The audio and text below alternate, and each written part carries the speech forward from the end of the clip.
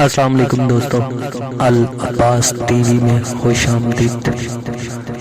دوستو آج ہم تلاوت کرتے ہیں سورہ الشمس کا اردو ترجمہ۔ شروع اللہ کے نام سے جو بڑا مہربان نہایت رحم والا ہے۔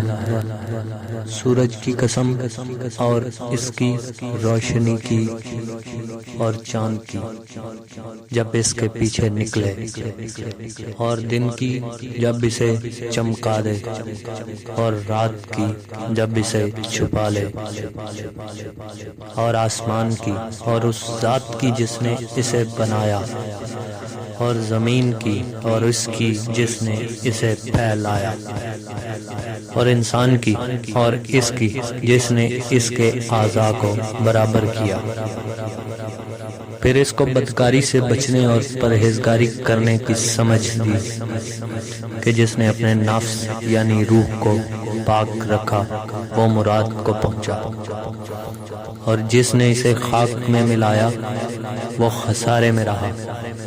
قوم ثمود نے اپنی سرکشی کے سبب پیغمبر کو جھٹلایا۔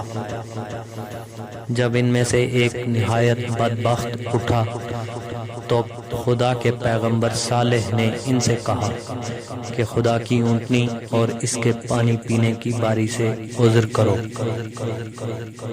مگر انہوں نے پیغمبر کو جھٹلایا اور اونٹنی کی کونچیں کاٹ دیں، تو خدا نے ان کے گناہ کے سبب ان پر عذاب نازل کیا اور سب کو ہلاک کر کے برابر کر دیا، اور اس کو ان کے بدلہ لینے کا کچھ بھی ڈر نہیں۔ صدق اللہ العظیم۔